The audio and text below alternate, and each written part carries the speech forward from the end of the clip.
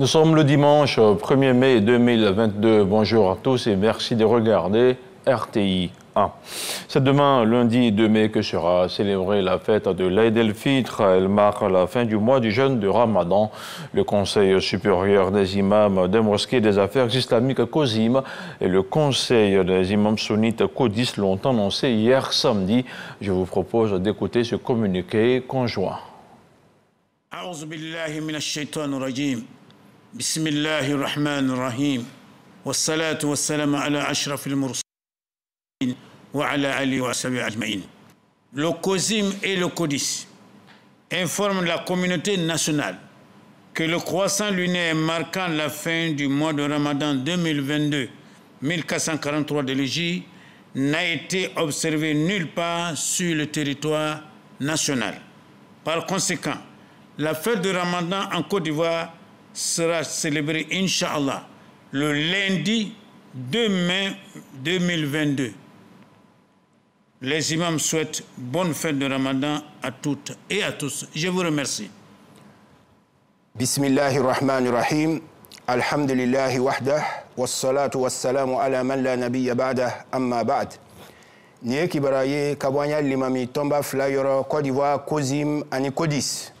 Koka silama bela jeni lalonia kafo seldeni kalo yelima sabati Côte d'Ivoire fansila biulana ko ladum nala subhanahu wa ta'ala sonama tenelo no lebena ben me kalo tele flama 2022 la o lebena ben anya seldenima limamumbe ala subhanahu wa ta'ala dalla ka selini hereshaya ala mokela kanya bato mine ala mokela asambe sambe wassalamu alaikum wa rahmatullahi wa barakatuh. Et voilà, c'était pour vous le communiqué conjoint du COSIM et du CODIS. Je vous donne à présent lecture de ce communiqué. Le ministre de l'Emploi et de la Protection sociale porte à la connaissance des populations vivantes en Côte d'Ivoire qu'en application du décret numéro 2011-371 du 4 novembre 2011, modifiant et complétant l'article 2 du décret numéro 96-205 du 7 mars 1996, déterminant la liste et le régime des jours fériés le lundi 2 mai 2022, jour de la fête de fin de Ramadan. Aïd el-Fitr est déclaré jour férié et chômé sur toute l'étendue du territoire national pour les signataires de la Convention collective interprofessionnelle du 20 juillet 1977 et conformément aux dispositions de l'article 64 de la dite Convention. Le jour de la fête de fin de Ramadan est déclaré jour férié, chômé et payé, signé Maître Adama Kamara. Les populations de Tafiré ont été invitées à la culture de la tolérance, de la fraternité et de l'amour. C'est à la faveur du mois de Ramadan qui a coïncidé avec une partie du carême chrétien. Les populations ont reçu des vivres et des non-vivres ainsi qu'une enveloppe. Les précisions de Soro Corona. Les cadres des sous-préfectures de Tafiri, Badika et Nedika, région du Hambol, regroupés au sein d'une coordination aux côtés de la communauté musulmane. Cette coordination fait don de plus de 35 millions de francs CFA en vivres et non-vivres. Les guides religieux saluent la cohésion et l'entente entre les cadres des 3 sous-préfectures.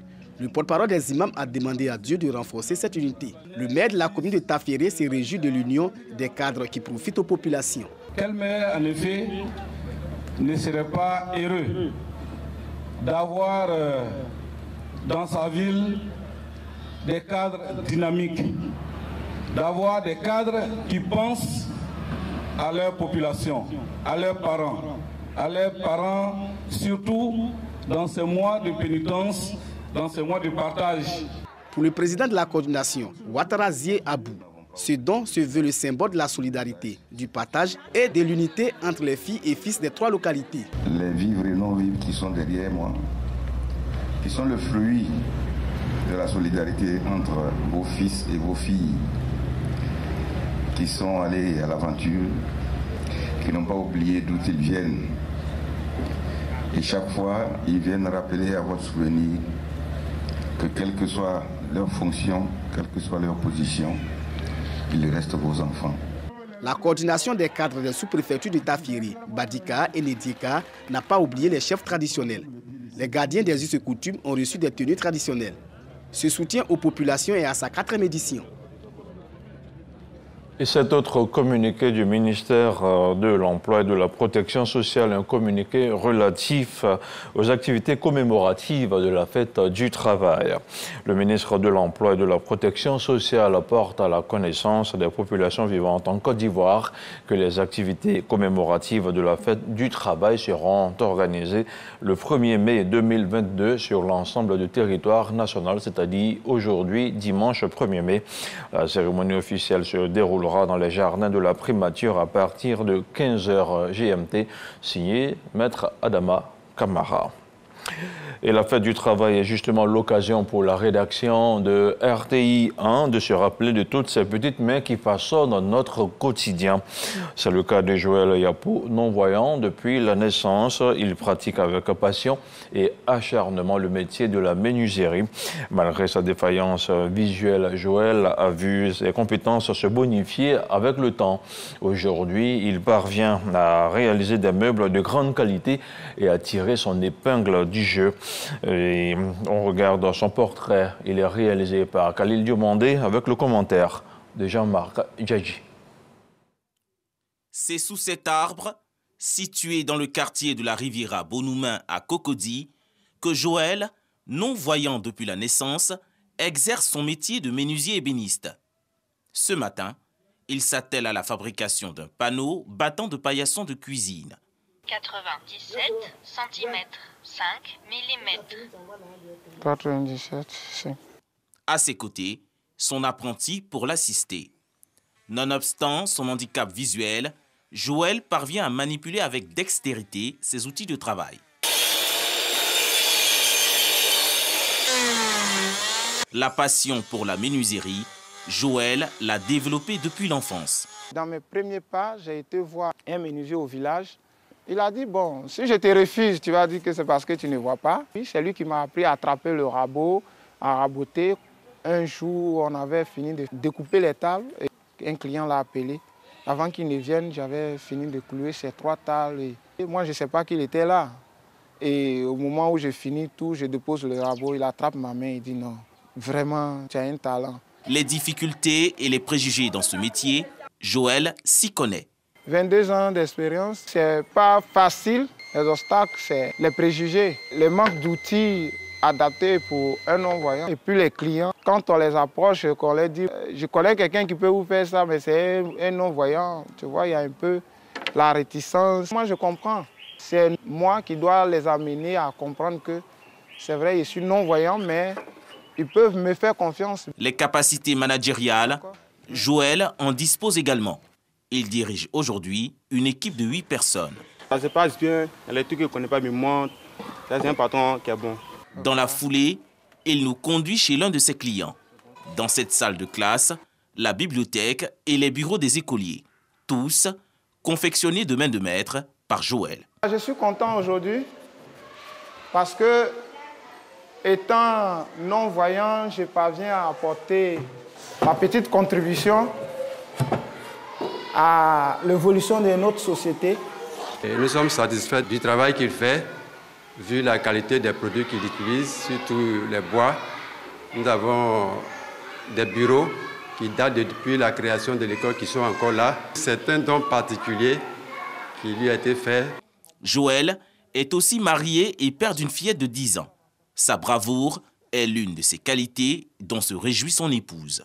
Je l'ai épousé, il était déjà menuisier, donc c'est un des critères qui m'a encouragée à l'épouser. Et quand j'ai vu son courage, j'ai su que je pouvais marcher avec lui. Je suis fière de toi. Moi également. L'handicap de Joël ne freine aucunement ses grandes ambitions.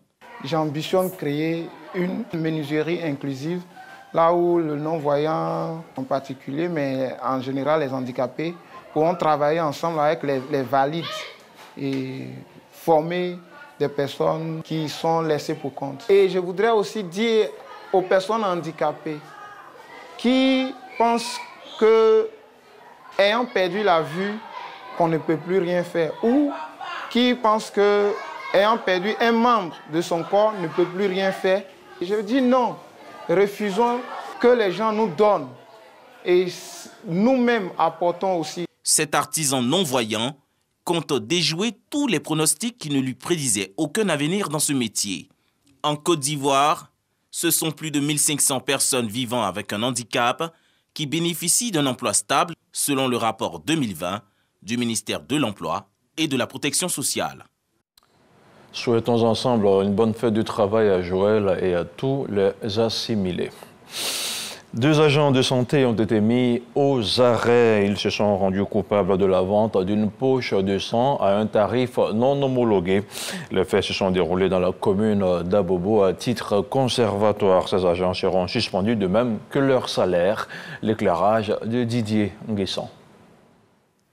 La poche de sang pour la transfusion sanguine n'a pas de prix. Elle a un coût de cession de 3 000 francs CFA subventionné par l'État. Ce prix, uniformisé par un arrêté ministériel le 8 mars dernier, vise à lutter contre la surenchère et éviter qu'aucun malade ne meure pour défaut de produits sanguins. 2 agents de santé, un aide-soignant et un ambulancier du CHR d'Abobo, contrevenant à cette décision, viennent d'être épinglés par l'Inspection générale de la santé. Comme toute attente, certains agents de santé ont réussi à passer par les mailles du filet. Ils se sont dressés contre la décision étatique, vendant la poche de sang à 25 000 francs dans une clinique de la commune d'Abobo. 2 viennent d'être épinglés. Ces derniers sont frappés par les sanctions suivantes: la suspension de leurs activités et de leurs salaires, la mise à disposition de ces fautifs à la justice. Par ailleurs, la clinique où cette session de poche de sang a eu lieu à 25 000 francs va être immédiatement fermée. Aucun parent de patient n'intervient dans le circuit d'approvisionnement du sang aux malades qui part de l'hôpital demandeur au dépôt de sang du même hôpital en passant par le Centre national de transfusion sanguine, CNTS, selon son directeur général, Konaté Seydou. La Côte d'Ivoire produit 160 000 poches de sang par an pour des besoins estimés à 250 000 poches, soit un gap de 90 000 poches de sang. Le gouvernement a octroyé un budget supplémentaire de 5 milliards de francs CFA, dont la moitié pour les intrants utilisés dans la collecte et la transfusion du sang. 2,5 milliards serviront aux investissements dans les équipements et infrastructures du Centre national de transfusion sanguine. On continue à parler de santé et cette fois-ci on se rend à Grand Bérébi où après plusieurs dizaines d'années d'attente, le centre de santé de la commune a enfin une ambulance. Il s'agit d'un engin neuf et médicalisé, un don du chef de l'État. Le reportage de Sam Conan. Le centre de santé de Grand Bérébi manque d'ambulance depuis plusieurs dizaines d'années. Pour transporter un malade ou une femme en travail, dont le cas nécessite une évacuation au CHR de San Pedro, les parents font avec les moyens de bord. Ou bien on met la femme à l'épaule, ou bien on l'attrape, au moins 2 personnes l'attrapent pour l'amener à l'hôpital. Si on l'amène à l'hôpital, qu'on dit San Pedro, là c'est encore plus grave. Il faut appeler un taximètre, s'il n'est pas disponible, il ne vient pas. Et là, voilà que la femme meurt comme ça dans l'accouchement. Le maire de la commune, Gosso Yabayou Alphonse, se rappelle d'ailleurs de la toute première ambulance offerte en 1975 par la première dame d'alors, Thérèse Oufouette-Boigny.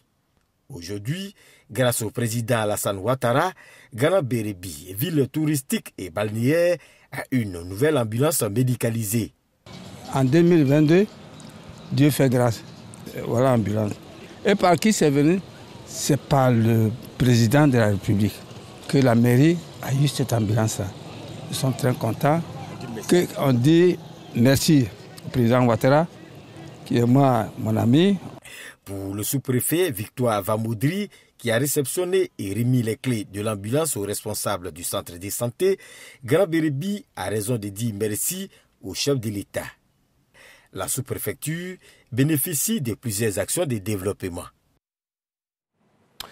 On s'intéresse maintenant à l'actualité internationale avant de refermer ce flash d'information en Guinée. Le colonel Mamadi Doumbouya a annoncé hier samedi avoir opté pour une durée de transition de 39 mois, soit environ 3 ans et 25 jours avant de rendre le pouvoir aux civils.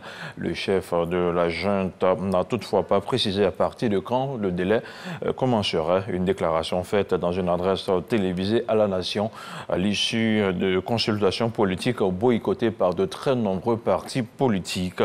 Il assure que cette proposition sera soumise au Conseil national de transition, le Parlement de la transition. Au Burkina Faso, les opérations de sauvetage démarrées le 21 avril dernier n'ont pas encore permis de retrouver les 8 mineurs piégés sous terre. Il s'agit de 6 Burkinabés, un Zambien et un Tanzanien. Selon les responsables du comité de sauvetage cité par le représentant de famille, l'équipe de sauvetage a pu accéder à la première chambre de refuge, mais personne n'y était. La deuxième chambre est pour l'heure inaccessible. Au moins 4 sociétés minières participent aux travaux de pompage, mais les familles commencent à perdre espoir vu la lenteur des opérations. Et moi, je vous demande de garder espoir et de rester sur RTI 1. L'info continue à 10h et à 13h avec Herman Guivet. Et moi, je vous retrouve ce soir à 23h.